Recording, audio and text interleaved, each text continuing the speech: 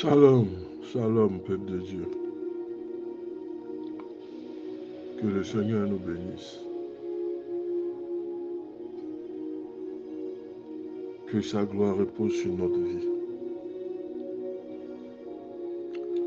Qu'en ce mois de novembre, qui est un mois qui a déjà démarré, qui a déjà commencé.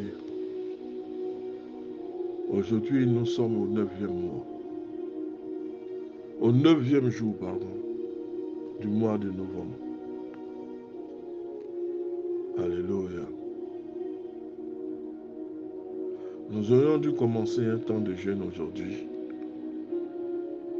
mais je l'ai reporté à lundi. Amen.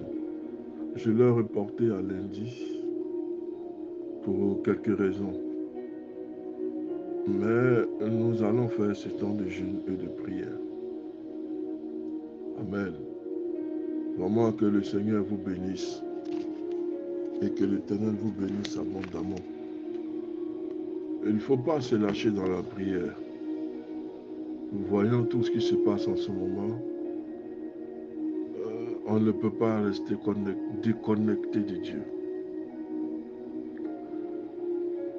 Pendant que nous restons dans la prière, nous appelons la grâce et la bénédiction de Dieu dans notre vie. Trop d'événements se produisent, trop de personnes meurent, trop de personnes sont accidentées, trop de personnes commencent à pleurer. Mais celui qui a l'Esprit de Dieu, la force de Dieu, la puissance de Dieu en lui, ne crée rien du tout. Parce qu'il sait que tout ce que la sorcellerie fait ne peut l'atteindre. Je me rappelle, un 31 décembre, allant prier pour un seul malade dans un hôpital. Je suis rentré à 9h du matin. Je suis sorti de l'hôpital à 20h. Parce que le 31 décembre, tout le monde sait ce qui se passe, les agitations qui ont lieu. Donc, les malades ce jour-là n'ont pas voulu que je sorte de l'hôpital sans prier pour tout le monde. Parce qu'ils avaient peur. Parce qu'ils agonisaient. Ils se disent, moi je vais mourir. Mon temps est arrivé. Si je suis malade, en fait, beaucoup se font des films. Mais lorsque tu marches avec le Seigneur, tu marches avec sérénité. Les attaques du diable, les attaques du diable même, te font rire parfois. Alléluia. Le thème que je veux voir avec vous ce soir, voyez-vous quelque chose? Thème, voyez-vous quelque chose? Proverbe 2, le verset 1 au verset 5. Si mes préceptes sont pour toi un trésor, alors tu trouveras la connaissance de Dieu. Plus nous avançons du Seigneur, nous le cherchons ardemment, l'Éternel va se révéler à nous. Paul nous incite à la connaissance de Dieu. La Bible nous permet de le chercher en profondeur comme un trésor. Plus vous cherchez Dieu, plus vous vous approchez de lui, plus vous êtes, il devient votre bouclier.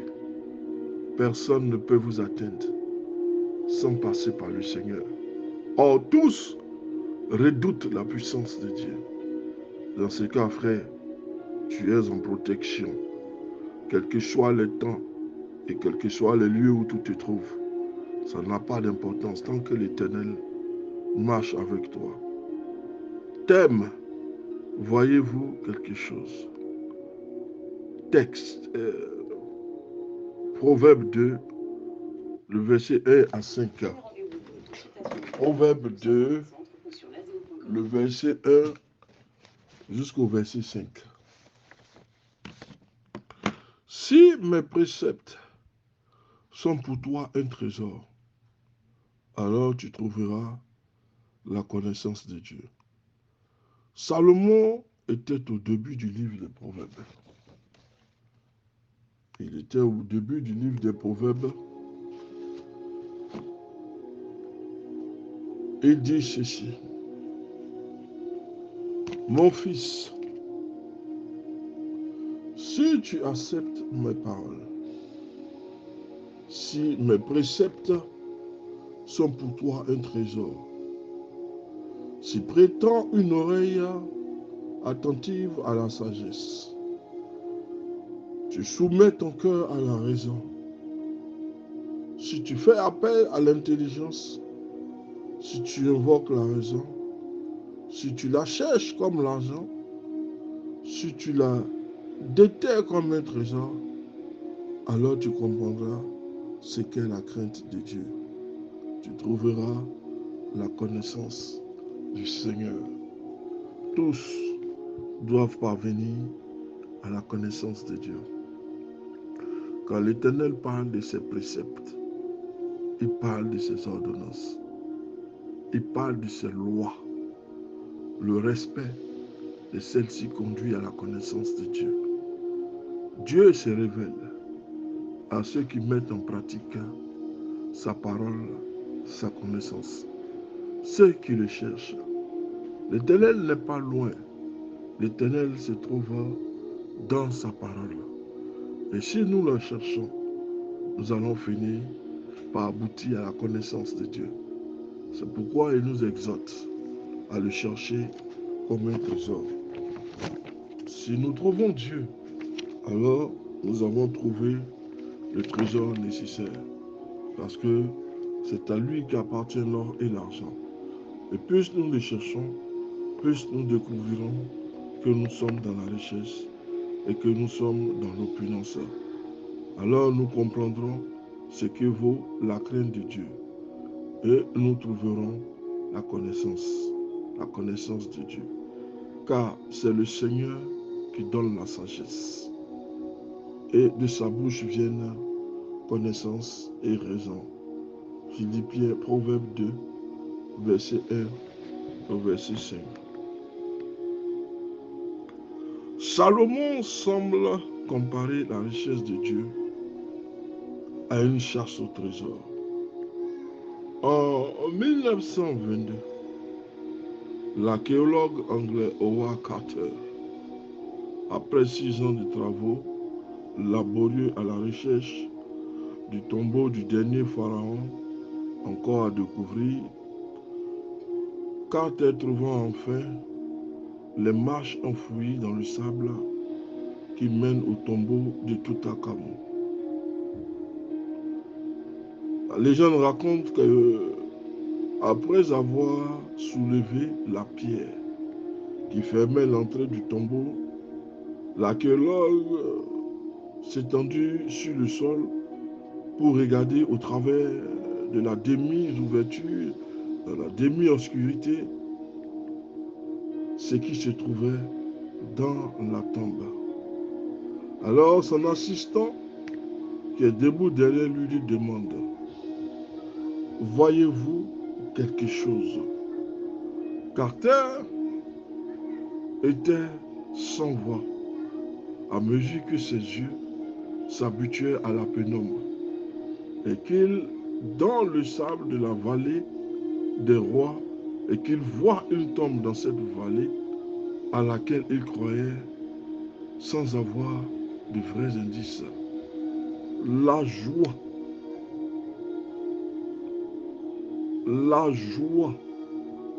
l'empêchait de décrire ce qu'il avait découvert. Il avait découvert quelque chose d'incroyable. Il a découvert quelque chose qu'il ne cherchait pas réellement. C'est ainsi avec le Seigneur. Parfois, nous sommes bénis des bénédictions que nous n'avons pas demandées, mais que Dieu nous l'accorde, parce que nous le cherchons réellement.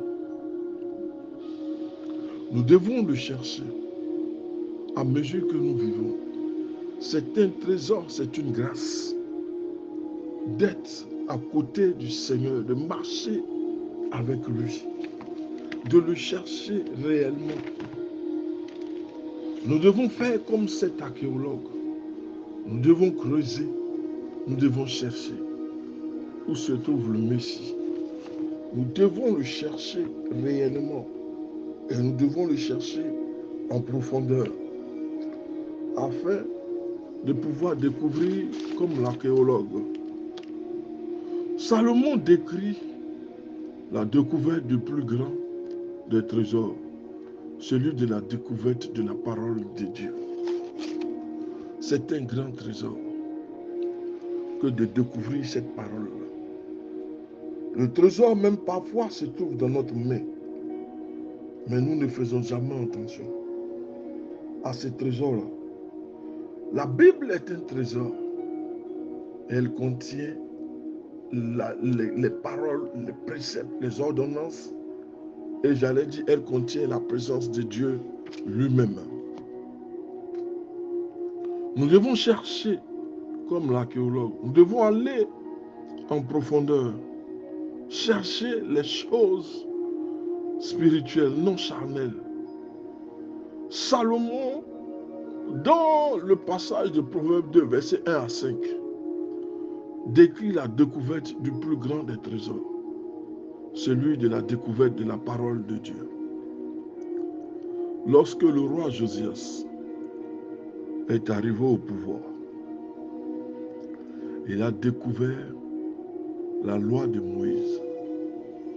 Parce que la plupart du temps, quand nous ne cherchons pas le Seigneur, nous ne lisons pas sa Bible, nous ne respectons pas ses préceptes, nous avons tendance à jeter les paroles de Dieu loin de nous.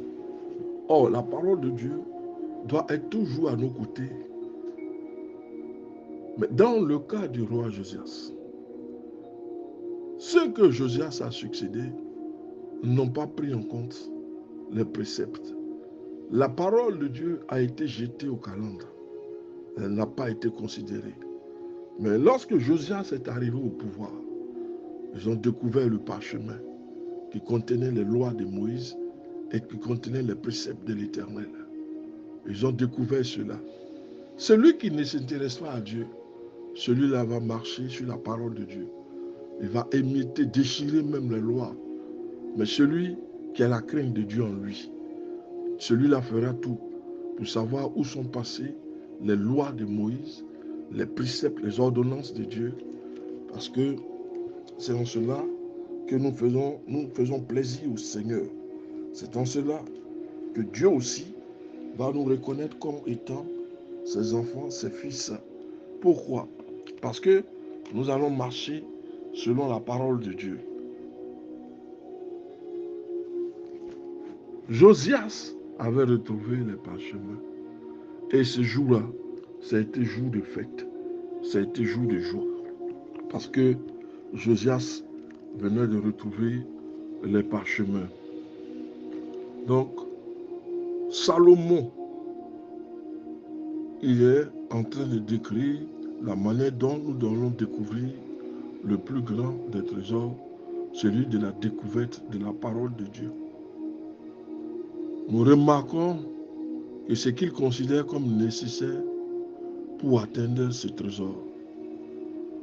Dans le livre de Proverbe 2, le verset 1 à 5, Salomon non seulement nous incite à rechercher le plus grand trésor, mais il est aussi en train de nous donner les conseils nécessaires pour atteindre ce trésor. C'est-à-dire, nous devons accepter les conseils. Nous devons prêter l'oreille à la sagesse. Nous devons faire appel à l'intelligence et à la raison pour comprendre l'importance de la crainte de Dieu qui mène à la connaissance de Dieu. Cachés dans les profondeurs de la Bible se trouvent des trésors de sagesse que nous découvrirons que si nous acceptons de passer le temps à étudier, à analyser, et pendant tout ce temps que nous faisons cela, nous entendrons la voix du Saint-Esprit qui murmure dans notre dos. Parce que plus vous approchez de Dieu dans la connaissance des Écritures, plus les portes s'ouvrent et plus vous avez la possibilité, nous avons la possibilité de nous approcher avec assurance du trône de la grâce. C'est en cela, dans la prière, le jeûne et la méditation, vous entendrez la voix de Dieu. Si vous marchez dans la droiture, dans les plans de Dieu, alors la voix s'exprimera derrière vous, comme elle s'est exprimée derrière le dos de l'archéologue. Vous entendrez la voix du Seigneur. Lorsque j'ai entendu la voix de Dieu pour la première fois, c'était le jour où je méditais la parole de Dieu en fond et en profondeur. Alors j'entends une voix qui me dit, prends tel passage. Vous voulez entendre sa voix? Cherchez à le connaître. Salomon est en train de nous donner la procédure pour connaître l'Éternel en profondeur, afin que l'Éternel aussi se révèle puissamment à toi, se révèle à moi. La parole dont parle le roi Salomon, c'est le trésor que nous possédons en nous-mêmes. Nous avons les préceptes pour aboutir à une vie glorieuse, à une vie élevée. Mais nous rejetons cela. Nous empruntons les voies de la facilité et de la rapidité qui ont pour conséquence de nous détruire.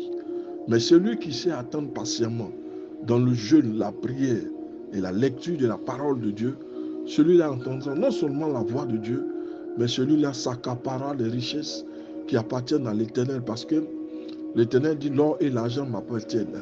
Ça veut dire qu'il le donne à qui il veut. Donc si nous le cherchons en profondeur, nous allons marcher dans la richesse, dans l'élévation avec lui. Que Dieu vous bénisse. Le pasteur Samuel.